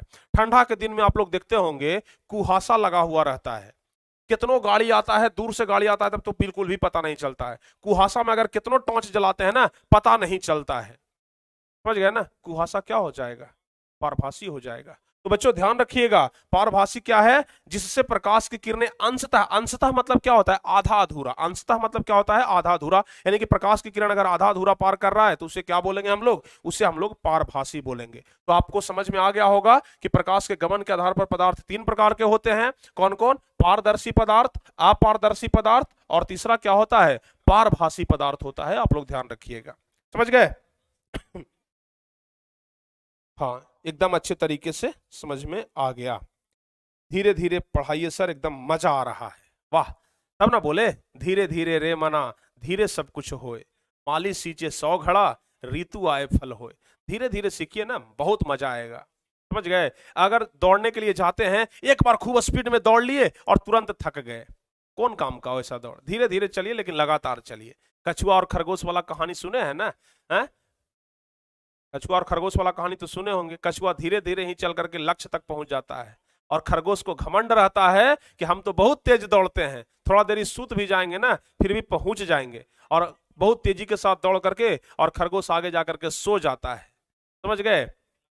और कछुआ धीरे धीरे ही चलता है लेकिन लक्ष्य तक पहुंच जाता है, बिना थके हुए आगे बढ़ते रहता है। तो इसलिए धीरे धीरे ही लेकिन लगातार चलते रहिए। समझ गए ना? धीरे धीरे ही लेकिन लगातार चलते रहिए, जरूर अपने लक्ष्य तक पहुंच जाइएगा। समझ गए? धीरे धीरे ही लेकिन लगातार चलते रहिए, जरूर अपने लक्ष्य तक पहुंच जाइएगा। और ध्यान रखिएगा, संघर्ष जितना कठिन होगा, संघर्ष जितना कठिन होगा, जीत उतनी ही शानदार होगी। समझ गए ना? संघर्ष जितना कठिन होगा ना, जीत उतनी ही शानदार होगी। अब सोचिएगा कि एकदम शरीर को आराम भी मिल जाए और जीत भी एकदम बहुत बड़ा हो, कभी हो सकता है नहीं ना? अगर आपको बड़ा लक्ष्य प्राप्त करना है ना, तो इसके लिए कड़ी मेहनत करना होगा। कहा जाता है सूर्य की तरह चमकना है तो सूर्य की तरह जलना भी होगा। सूर्य की तरह अगर चमकना चाहते हैं तो सूर्य की तरह पहले जलना सीखिए। समझ गए ना? सूर्य पहले जलता है, तपता है, तब चमकता है। तो उसी तरीके से अगर सूर्य की तरह चमकना है तो सूर्य की तरह आपको जलना भी होगा। चलिए आगे बढ़ते हैं, यहां तक आप लोग को समझ में आ गया। चलिए अब देखिए प्यारे बच्चों, लास्ट क्वेश्चन है, लास्ट टॉपिक ही है, प्रकाशीय माध्यम किसे कहते हैं? प्रकाशीय माध्यम, प्रकाशीय माध्यम। जैसे मान लिया जाए कि सूर्य से प्रकाश निकलता है तो हवा से होते हुए हमारी आंखों तक आता है। हम जो देखते हैं पहले हवा से देखते हैं, तब सूर्य तक पहुंचते हैं। बीच में तो हवा है ना, बीच में हवा है। पानी में मान लिया जाए कोई टॉर्च जला दिया, तो पानी यहाँ, मान लिया जाए कि यहाँ से कोई टॉर्च जलाया है, ठीक है, मान लिया जाए ये टॉर्च है, यहाँ से हम टॉर्च जलाए तो, और मान लिया जाए कि हम पानी में भी है, ठीक है, कोई दूर से व्यक्ति देखेगा तो देखेगा ना कि हाँ टॉर्च जल रहा है, यानी कि यहाँ से यहाँ तक क्या है, पानी है, फिर भी देख रहा है, यानी कि पानी क्या हो जाएगा, प्रकाशीय माध्यम हो जाएगा। यानी कि पानी से होते हुए ही क्या जो प्रकाश है वह गया है, यानी कि जिसके रास्ते होते हुए प्रकाश जाता है वह प्रकाशीय माध्यम कहलाता है। जैसे मान लिया जाए कि आप टारगेट बोर्ड पर पढ़ने के लिए आए, ठीक है, टारगेट बोर्ड पर पढ़ने के लिए आए, हो सकता है कि आपको आपके किसी दोस्त ने बताया होगा कि देखो भाई एक यूट्यूब पर टारगेट बोर्ड चैनल है, वहां से जाकर के पढ़ लो, एकदम शानदार तरीके से पढ़ाई होगा। तो आप किसके माध्यम से आए? अपने दोस्त के माध्यम से आए। समझ गए ना? अगर आपसे कोई पूछेगा कि तू टारगेट बोर्ड पर कैसे आया था, तो क्या बोलिएगा? फलानमा के माध्यम से आए थे, अपने दोस्त के माध्यम से आए थे। यानी कि जिसके माध्यम से आता है ना, वही माध्यम कहलाता है। तो उसी तरीके से प्रकाश जिसके माध्यम से गमन कर रहा है उसको प्रकाशीय माध्यम कहेंगे। तो लिखेंगे यह एक ऐसा क्षेत्र होता है जहां से प्रकाश की किरणें निकलकर आंखों तक पहुंचती है, प्रकाशीय माध्यम कहलाता है। जहां से प्रकाश की किरणें निकलकर आंखों तक पहुंचती है। जैसे मान लिया जाए हमें टॉर्च जला दिए, ठीक है ना, अब देखिए ना आज मोबाइल बहुत ज्यादा हमारा काम कर रहा है, क्योंकि प्रकाश पढ़ा रहा है ना, और एक टॉर्च दे दिया है कंपनी वाला, देखिए आज कितना काम आ रहा है। जैसे मान लिया जाए कि हमें टॉर्च जला दिए, और टॉर्च को जब जलाए तो ये हमारी आंखों तक पहुंच रहा है, तो किसके माध्यम से? बीच में कुछ नहीं है ना, लेकिन हवा तो है ना, तो हवा क्या हो जाएगा? प्रकाशीय माध्यम कहलाएगा। हवा क्या कहलाएगा? प्रकाशीय माध्यम कहलाएगा। तो ध्यान रखिएगा, यह एक ऐसा क्षेत्र होता है जहां से प्रकाश की किरणें निकलकर आंखों तक पहुंचती है, प्रकाशीय माध्यम कहलाते हैं। जैसे हवा, पानी, कांच, एल्कोहल, एल्कोहल मतलब दारू होता है, ध्यान रखिएगा, हीरा हो गया, ये सब क्या कहलाएंगे जी? प्रकाशीय माध्यम कहलाएंगे, ध्यान रखिएगा। अब यह प्रकाशीय माध्यम भी दो प्रकार के होते हैं। प्रकाशीय माध्यम दो प्रकार के होते हैं, एक तो होता है समांगी माध्यम और दूसरा होता है विषमांगी माध्यम। समझ गए? प्रकाशीय माध्यम दो प्रकार के, समांगी और विषमांगी। समझ गए ना? चलिए समझ में आ रहा है ना? हाँ, और स्पीड में नहीं ना पढ़ाना है, एकदम हमारा जो स्पीड है बिल्कुल अच्छा है ना आप लोगों के लिए। एक बार जरा बता दीजिएगा कि हमारा जो स्पीड है पढ़ाने का एकदम आपके लिए बेस्ट है ना, परफेक्ट है ना, बता दीजिएगा। क्योंकि बेसिक क्लास है ना, तो थोड़ा सा धीरे धीरे पढ़ा रहे हैं। आगे फिर जब आप लोग एक्सपर्ट बन जाइएगा, जब सब कुछ समझ में आ जाएगा, तो हम अपना स्पीड भी बढ़ा लेंगे। अभी चूंकि आप लोग बच्चे हैं, नादान है, जीरो से शुरुआत कर रहे हैं, तो इसलिए हमारा स्पीड भी थोड़ा सा स्लो है। जब आप गाड़ी सीखते हैं, समझ गए ना, जब आप गाड़ी चलाने के लिए सीखते हैं, जैसे मान लिया जाए कि आप साइकिल चलाने के लिए सीखे होंगे, मोटरसाइकिल चलाने के लिए सीखे होंगे, तो ऐसा नहीं ना कि जब जिस दिन सीखना शुरू किए होंगे एकदम 80 के स्पीड में उड़ा दिए, 100 के स्पीड में उड़ा दिए, नहीं ना। जिस दिन गाड़ी चलाना सीख रहे हैं उस दिन आप धीरे धीरे चलाते हैं, लेकिन जब चलाते चलाते चलाते चलाते जब एक्सपर्ट बन जाते हैं तो एकदम 100 के स्पीड में, 120 के स्पीड में, चाहे एक्सीडेंट हो जाए तो हो जाए, लेकिन चलेंगे एकदम तेजी के साथ ही। लेकिन पहले आप सीखिए तो सही, गाड़ी चलाना तो सीख लीजिए। जिस दिन गाड़ी चलाना सीख लीजिएगा ना, आप खुद स्पीड में आ जाइएगा, समझ गए। तो अभी हम क्या कर रहे हैं, गाड़ी चलाना सिखा रहे हैं, अभी सीखे नहीं है बल्कि चलाना सिखा रहे हैं, समझ गए। तो प्रकाशीय माध्यम कितने प्रकार के होते हैं, 2 प्रकार के, समांगी और विषमांगी। अब चलिए समझते हैं समांगी क्या है और विषमांगी क्या है। तो ध्यान रखिएगा, यह एक ऐसा माध्यम है जिसके प्रत्येक भाग का गुण और बनावट एक समान होता है। जैसे हम इस मान ले जाए कि इस रूम में है, तो इस रूम में क्या है बच्चों, सब जगह पर वायु है, लेकिन वायु क्या यहाँ पर ज्यादा है, यहाँ पर कम, ऐसा है नहीं ना। वायु का सब जगह पर बनावट एक जैसा है।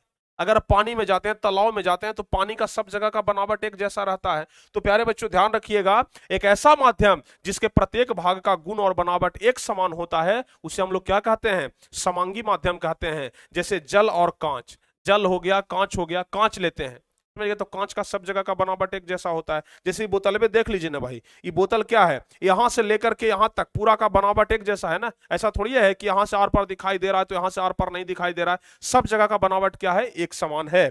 तो यह क्या हो जाएगा जी, समांगी माध्यम।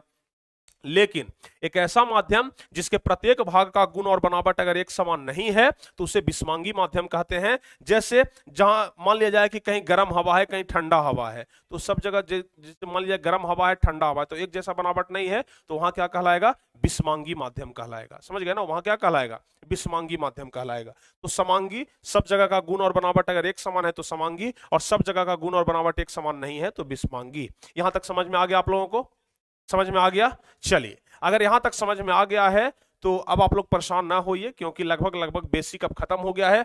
को हमारे कुछ सवालों का जवाब दे दीजिए, समझ गए ना। अगर यहां तक सब कुछ समझ गए हैं तो हमारे कुछ सवालों का जवाब दे दीजिए। अगर कुछ सवालों का जवाब दे देते हैं तो हम ये समझेंगे कि आप सब कुछ समझ चुके हैं। तो जल्दी से बताइए कुछ महत्वपूर्ण ऑब्जेक्टिव क्वेश्चन। सबसे पहला नंबर क्वेश्चन बताइए तो, निम्नलिखित में कौन सा पदार्थ अपारदर्शी है। 4 ऑप्शन है, फटाफट से, आपके पास मात्र एक सवाल के लिए 20 सेकंड का समय है, मात्र 20 सेकंड का समय है। तो 20 सेकंड के अंदर बताइए कि निम्नलिखित में कौन पदार्थ अपारदर्शी है। अपारदर्शी मतलब क्या बताए थे, जिसके आर पार न देखा जा सके। अब तेल लगा हुआ कागज बताए थे, क्या भाई, पारभासी बताए थे। ईंट के आर पार हम लोग देख सकते हैं, नहीं देख सकते हैं ना। शीशा के आर पार देख सकते हैं, तो हमारा जवाब क्या हो जाएगा, ईंट हो जाएगा। बी नंबर ऑप्शन सही होगा बच्चे, B number option comment box में भी बता रहे हैं, तो बी नंबर ऑप्शन हमारा क्या होगा, बिल्कुल सही जवाब होगा। चलिए दूसरा नंबर क्वेश्चन बताइए, निम्नलिखित में कौन सा पदार्थ पारभासी है। पारभासी मतलब क्या बताए थे, जिससे प्रकाश की किरणें अंशतः पार करे, आधा अधूरा पार करे। हवा से तो भाई पूर्णतः पार कर जाता है, पानी से पूर्णतः पार कर जाता है। घिसा हुआ कांच आपको बताए थे क्या होता है, पारभासी होता है। तो सी नंबर ऑप्शन हमारा सही जवाब हो जाएगा। दूसरा का सी नंबर ऑप्शन बच्चे सही बता रहे हैं। चलिए तीसरा नंबर क्वेश्चन बताइए, वह क्षेत्र जिससे होकर के प्रकाश आंखों तक पहुंचता है क्या कहलाता है। वह क्षेत्र जिससे होकर के प्रकाश आंखों तक पहुंचता है क्या कहलाता है। अभी कुछ देर पहले बताए थे हम प्रकाशीय माध्यम के बारे में, प्रकाशीय माध्यम के वह क्षेत्र जहां से आंखों तक पहुंचता है, प्रकाश कहां तक, आंखों तक पहुंचता है, क्या कहलाता है, प्रकाशीय माध्यम कहलाता है। तो जवाब क्या हो जाएगा, डी नंबर ऑप्शन हो जाएगा, जवाब हमारा डी नंबर ऑप्शन हो जाएगा। चलिए अगला बता दीजिए, चौथा नंबर क्वेश्चन, वैसा पदार्थ जिनसे प्रकाश की किरणें अंशतः पार करे, अंशतः आधा अधूरा पार करे, क्या कहलाता है, पारदर्शी कहलाएगा, बिल्कुल नहीं। अपारदर्शी, बिल्कुल नहीं। पारभासी, जी हां सर, पारभासी कहलाएगा। बी नंबर ऑप्शन सही जवाब हो जाएगा, समझ गए, बी नंबर ऑप्शन बिल्कुल सही होगा। चलिए पांचवा नंबर क्वेश्चन, निम्नलिखित में कौन दीप्त पदार्थ है, बताइए तो जल्दी से, दीप्त पदार्थ कौन सा है, दीप्त पदार्थ कौन सा है। तो ध्यान रखिएगा, दीप्त पदार्थ कौन सा हो जाएगा, दीप्त मतलब क्या होता है, जिसके पास अपना खुद का प्रकाश होता है, जो खुद के प्रकाश से चमकता है उसे दीप्त पदार्थ कहते हैं। चंद्रमा के पास क्या खुद का प्रकाश होता है, नहीं। अभी आपको बताए हैं कि चंद्रमा सूर्य के प्रकाश से चमकता है, तो यह नहीं होगा। पृथ्वी का तो भाई कोई प्रकाश ही नहीं होता है। आग, अगर आग जला देते हैं ना तो आग के पास अपना खुद का प्रकाश होता है, देखते हैं दिया जला देते हैं तुरंत ही उजाला हो जाता है, तो आग क्या हो जाएगा, दीप्त पदार्थ हो जाएगा। चलिए छठा नंबर क्वेश्चन बताइए, निम्नलिखित में कौन सा पदार्थ समांगी माध्यम का उदाहरण है। समांगी माध्यम कौन सा है बच्चों, समांगी, देखिए हवा क्या समांगी माध्यम हो जाएगा, समांगी माध्यम अभी हम आपको यहां पर बताए थे ना, देखिए समांगी सब जगह पर बनावट अगर एक समान है तो उसको समांगी माध्यम कहते हैं। तो कह रहा है कि कौन सा पदार्थ समांगी माध्यम का उदाहरण है। उदाहरण में हमको क्या बताए थे, जल बताए थे, कांच बताए थे ना। तो बताइए कौन सा हो जाएगा, बताइए। हालांकि यहाँ क्वेश्चन गलत है, निम्नलिखित में कौन सा पदार्थ समांगी माध्यम का उदाहरण नहीं है, अगर होता तो ज्यादा बेहतर होता। नहीं है, समझ गए ना, नहीं है। क्योंकि हवा तो समांगी माध्यम होता है, पानी समांगी माध्यम होता है, कांच समांगी माध्यम होता है। कैल्साइट प्यारे बच्चों हो जाएगा डी नंबर ऑप्शन, अगर नहीं लगेगा तो। समझ गए ना, तो इस क्वेश्चन को आप लोग थोड़ा सा सुधार कर लीजिएगा, ठीक है। चलिए, 6 ऑब्जेक्टिव क्वेश्चन आपसे पूछ लिए और 6 का जवाब आपने एकदम सही सही बताया। मतलब लगभग यह क्लास आप लोगों को अच्छे तरीके से समझ में आ गया है। चलिए आगे प्यारे बच्चों, एक छोटा सा एक क्वेश्चन है, बस यही वाला क्वेश्चन आज इसी क्वेश्चन पर हम लोग खत्म करेंगे इस क्लास को। समझ गए ना। छाया किसे कहते हैं, जिसको बोलचाल की भाषा में आप लोग क्या बोलते हैं, परछाई बोलते हैं। क्या बोलते हैं, परछाई बोलते हैं। अगर अंधेरा में खड़ा रहे या फिर सूर्य के प्रकाश में, अगर सूर्य का प्रकाश इधर से आ रहा है, अगर हम खड़ा हैं तो हमारा परछाई इधर बन जाता है नीचे जमीन पर। जैसे देखिए यह व्यक्ति खड़ा है, काला कोट एकदम पहने हुए है, देख रहे हैं, तो यह व्यक्ति खड़ा है, इसका देखिए परछाई इधर बन रहा है। यह व्यक्ति जो खड़ा है इसका परछाई देखिए इधर बन रहा है। कैसे परछाई बनता है, जैसे सूर्य का प्रकाश हो गया, ठीक है, सूर्य का प्रकाश आया, बीच में कोई अपारदर्शी वस्तु, हमेशा पर ध्यान रखिएगा जो परछाई बनता है ना वो अपारदर्शी वस्तु का बनता है। पारदर्शी वस्तु का तो आर पार कर जाएगा ना प्रकाश, पारदर्शी वस्तु का कभी भी परछाई नहीं बनता है। परछाई तभी बनेगा जब वो क्या रहेगा, अपारदर्शी वस्तु रहेगा। समझ गए। तो सूर्य का प्रकाश आ रहा है, बीच में अपारदर्शी वस्तु को रख दिए तो इधर जो काला क्षेत्र बनता है ना उस काले क्षेत्र को ही परछाई कहते हैं। देखिए सब जगह पर उजाला है लेकिन यहाँ पर जो परछाई बन रहा है ना यह क्षेत्र काला है, तो जो काला क्षेत्र होता है ना इसी को क्या बोलते हैं, परछाई बोलते हैं। तो परिभाषा क्या लिखेंगे, जब प्रकाश के गमन पथ पर, जैसे प्रकाश निकल रहा है तो ये प्रकाश का गमन पथ हो गया, ठीक है ना। तो प्रकाश के गमन पथ पर किसी अपारदर्शी वस्तु को रख दिया जाए। देखिए प्रकाश के गमन पथ पर क्या रख दिए हम यहाँ पर, अपारदर्शी वस्तु को रख दिए। तो प्रकाश के गमन पथ पर यदि अपारदर्शी वस्तु को रख दिया जाता है तो प्रकाश की किरणें उन्हें पार नहीं कर पाती। अभी आपको बताया ना अपारदर्शी वस्तु को आर पार प्रकाश नहीं कर पाती है। तो प्रकाश के गमन पथ पर यदि हम लोग अपारदर्शी वस्तु को रख दें तो प्रकाश की किरणें उन्हें पार नहीं कर पाती है, जिसके कारण उस वस्तु के पीछे एक अंधेरा काला क्षेत्र बन जाता है। वस्तु के पीछे एक काला क्षेत्र बन जाता है। देखिए वस्तु के पीछे एक काला क्षेत्र बन जाता है और इस काले क्षेत्र को ही क्या कहते हैं, छाया या परछाई कहते हैं। क्या कहते हैं, छाया या परछाई कहते हैं। क्या कहते हैं, छाया या परछाई कहते हैं। समझ में आ गया, बताइए समझ में आ गया आप लोगों को, समझ में आ गया आप लोगों को। यस सर, वाह क्या बात है, सब लोगों को समझ में आ गया। चलिए बहुत बढ़िया, सभी बच्चों को समझ में आ गया ना, सभी बच्चों को समझ में आ गया। चलिए भाई बहुत बढ़िया।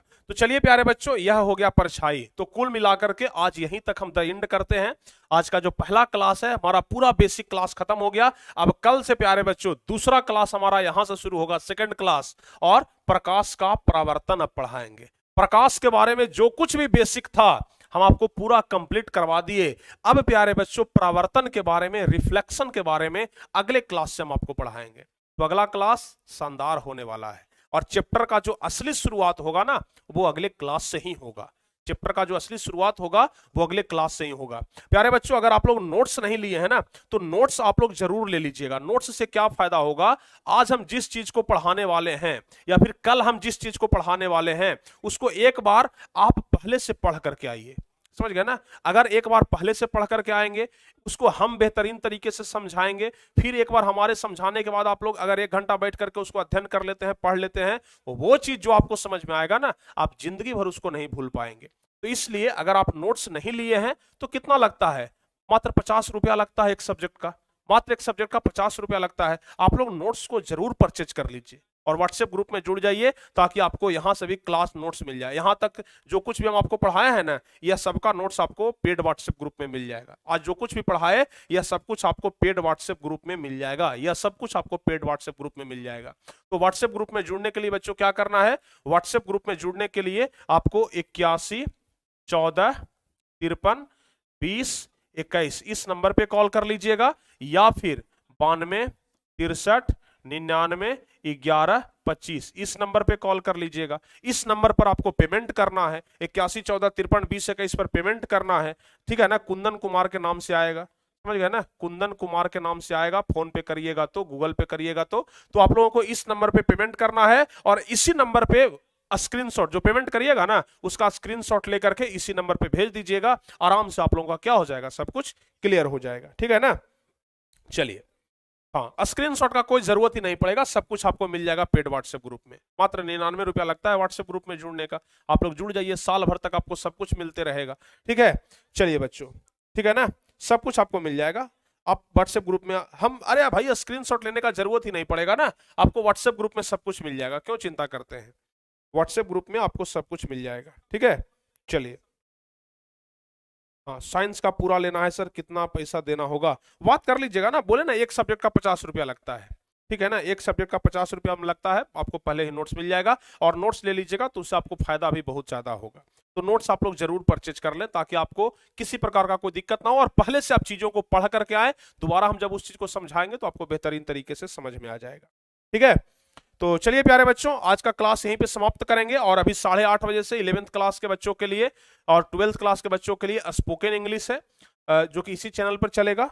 तो अभी 5-10 मिनट के बाद क्रिस सर आप लोगों को स्पोकन क्लास लेंगे, समझ गए ना, स्पोकन इंग्लिश का क्लास लेंगे। तो आप लोग एकदम तैयार रहिएगा, 11th वाले बच्चे उसके लिए भी। और बाकी आप लोगों को क्लास खत्म होने के आधे घंटा के अंदर में आप लोगों को सब कुछ मिल जाएगा पेड व्हाट्सएप ग्रुप में, आप लोग को चिंता नहीं करना है, समझ गए ना। पेड व्हाट्सएप ग्रुप में हम आपको भेज देंगे, जो कुछ भी आज पढ़ाई हुआ है ना सब कुछ भेज देंगे। बाकी नोट्स अगर लेना है तो नोट्स आप लोगों को मिल जाएगा, समझ गए ना। एक सब्जेक्ट का 50 रुपया आपको पे करना होता है। तो चलिए, आज का यह क्लास कैसा लगा आप लोग कमेंट बॉक्स में जरूर बताइएगा। कमेंट बॉक्स में प्यारे बच्चों आप लोग जरूर बताइएगा कि आज का यह क्लास आपको कैसा लगा।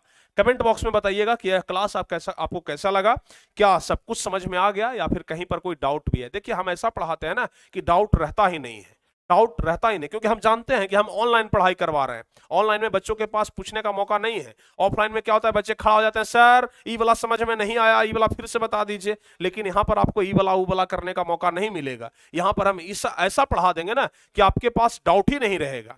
अगर डाउट भी है, थोड़ा बहुत भी है, तो आप दोबारा वीडियो को देख लीजिए, तिबारा वीडियो को देख लीजिए, पूरा डाउट खत्म हो जाएगा, ठीक है ना। हाँ, और इसी तरीके से पूरा क्लास चलेगा, इतना ही समझ में आएगा। तब ना हम आपको बोले थे कि टारगेट बोर्ड ही क्यों, टारगेट बोर्ड में कुछ तो स्पेशल है, टारगेट बोर्ड के टीचर्स कुछ तो स्पेशल हैं, तब ना टारगेट बोर्ड लोग चुन रहे हैं, तब ना टारगेट बोर्ड को इतना पसंद कर रहे हैं। तो इसलिए टारगेट बोर्ड को पसंद करने का बहुत सारा ऐसा कारण है, जिस कारण की वजह से आप टारगेट बोर्ड को पसंद कर पा रहे हैं, समझ गए ना। चलिए बच्चों,